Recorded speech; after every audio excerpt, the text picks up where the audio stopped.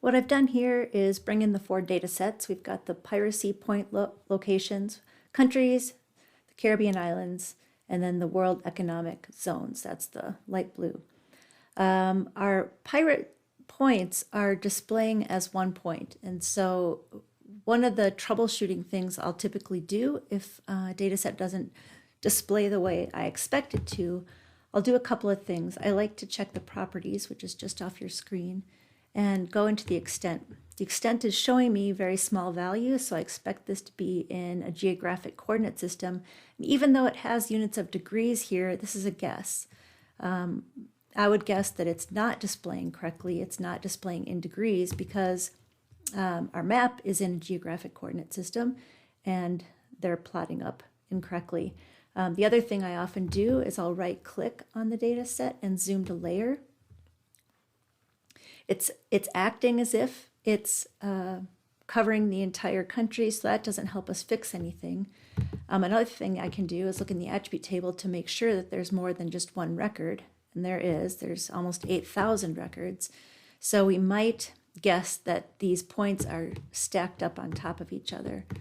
And it doesn't quite make sense why we wouldn't see them all if we zoom to layer, but it's an indication that they're just not drawing correctly. So right now our scale is very small, or I should say the scale is very large, but and we can see the outline of the continents here starting to form. So the other thing that we can do is look in the properties again at the spatial reference, and you'll see that it says unknown coordinate system. So it's possible that your extent will have question marks there. That's from an older version of ArcGIS Pro, but we are missing the spatial reference. So we're going to go ahead and project this data using the tool define projection because it doesn't actually have a coordinate system assigned yet. So define projection is the tool that you want to use, and we're going to insert the SOM privacy. Now, where do we get the coordinate system? We've guessed that it's a geographic coordinate system, and the two that are most commonly used, one covers North America and one covers the world. And because this is a global data set, we could guess that the coordinate system is the World Geodetic Survey, WGS of 1984.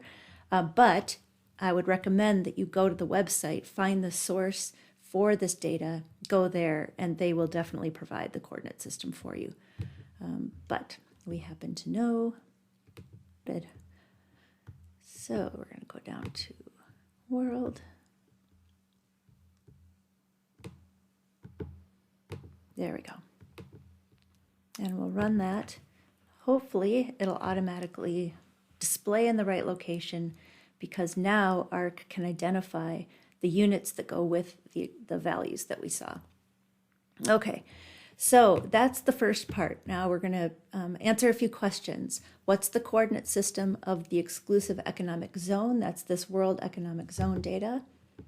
So we're going to go into the properties and look at the spatial reference. And you'll see here there's a projected and a geographic coordinate system. All data starts with a geographic coordinate system because the Earth is curved, and this is the graticule that covers the curved surface of the Earth. Secondarily, data can be projected, and that's what this is here. So the projection always trumps the geographic coordinate system. Once a data has been projected, the units for the data aren't in degrees anymore. And by the data, I mean the coordinates for the data, the geometry that we use to map where the features go. You'll see here that there are large numbers in the millions, hundreds of thousands, tens of millions, and the units are meters. That means this data is projected. Projected coordinate systems have linear units of feet or meters. So the projected coordinate system is the coordinate system for this data set, the cylindrical equal area sphere. This is the projection itself. That's the actual math that was applied to this datum or this geographic coordinate system.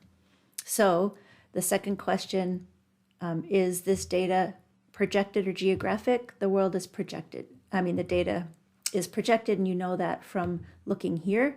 Units of meters, large values, and projected coordinate system appears here.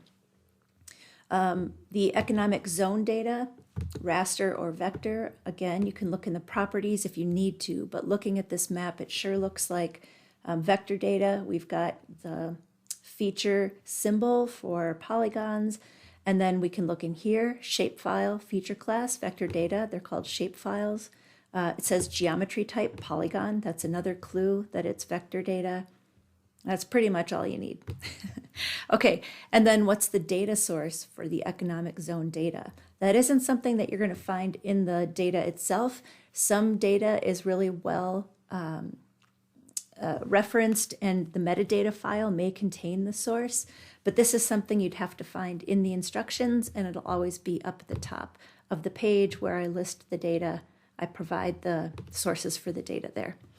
Okay, that's the first set of questions, and next we'll be digging into some spatial joins.